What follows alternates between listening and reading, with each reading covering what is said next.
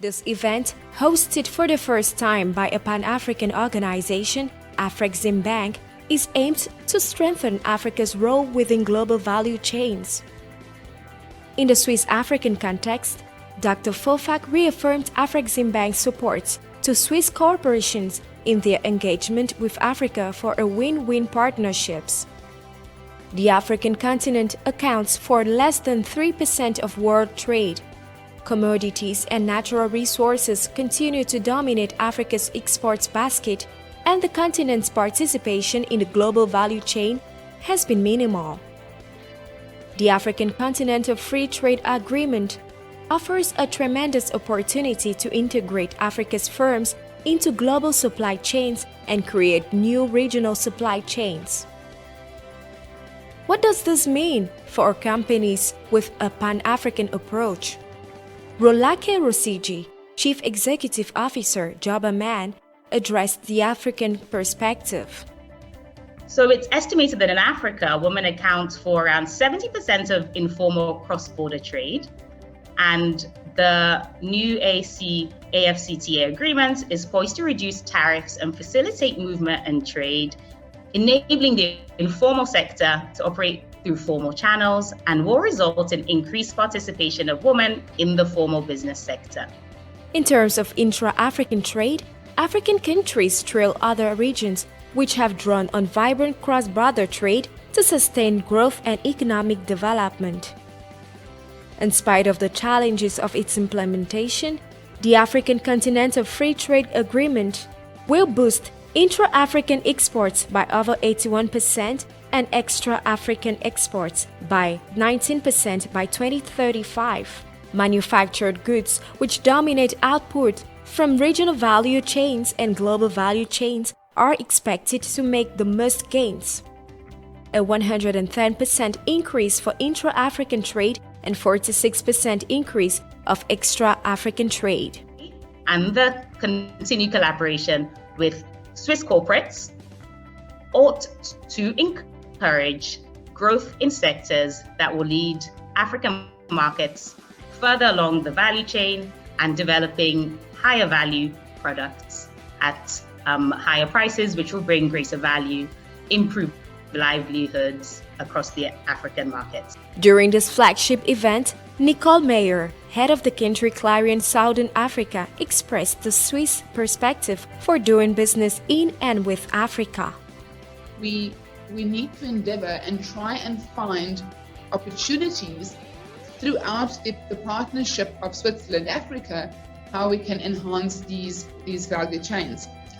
We'll get into some more detail a bit later, but I think what we need to keep in mind is this value add does not always need to be tangible value add, but sometimes the intangible value add could be more important than the tangible value add. But we'll go into that a bit later. Most of the innovative solutions that were discussed are being driven by technology, with a key emphasis on the role of digitization in the emerging African trade landscape. From a Swiss perspective, that we can add lots of value into the African market by making sure that the products we put into the market, the way in which the product gets disseminated into the market, is sustainable. And it needs to be sustainable and responsible. Despite many limitations, including access to Forex, great opportunities are available using innovation and sustainability as strategic pillars. Considering that Africa has started trading as one of the world's largest single markets, a highlight of the Africa Business Day 2021 included a conversation with Stephen Karinji, Director Regional Integration and Trade Division at UNECA.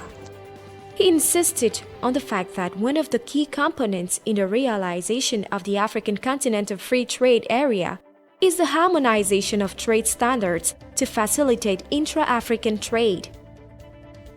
The technical barrier to trade standards that are harmonized, that would make it possible for people to set up industries here, to add value and be able to take advantage of the continental market, and of course, send most of what they produce in Africa to the rest of the world. So both through the regional economic communities, but as you know, the AFCFTA is not an agreement between regional economic communities, it's between member states, although those member states are also members of the regional economic communities.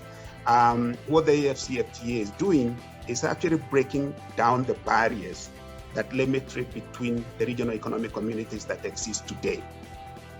Globally, Africa is the 8th largest trading partner of Switzerland and could enter the coveted list of top 5 trading partners within a decade, should we establish vibrant regional value chains to sustain durable firm-to-firm relationships.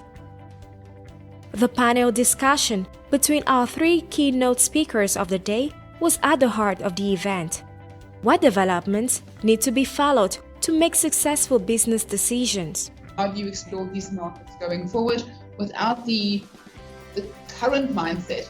And that is why I liked your first presentation, Dr. Kopak, when you mentioned the mindset needs to change. Thank you. If we're going to get stuck in the old mindset, we're never going to move beyond. But I think it's definitely going to rely on very strong partnerships between international organizations and our continent. None of us are pretending there are not issues with governance, and there are not issues with lack of transparency or rent seeking or corruption. We're not pretending that doesn't exist. And yes, of course, that's a disincentive for organizations and corporates to put investment capital into Africa for fear of when will they be able to take it out again.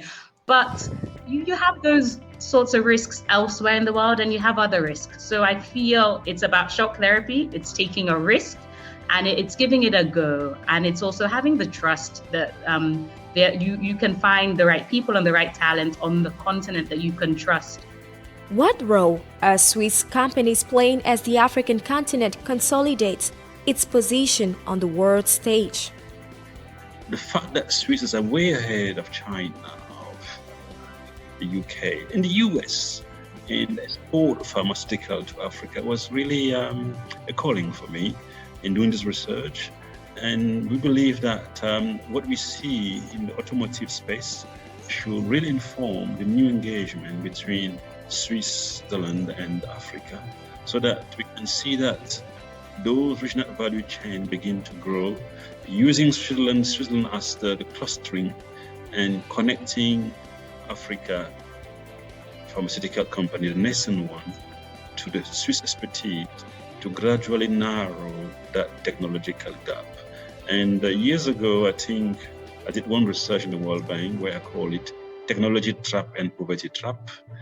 And I think if we can overcome that technological trap, we'll actually ensure income convergence between Africa and Switzerland. I think Swiss has a lot to offer from the continent.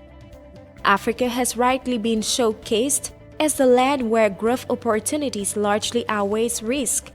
However, the success hinges on transiting the outdated development model of resource extraction to establish durable firm-to-firm relationships to catalyze technology transfer and innovation to boost Swiss-African trade.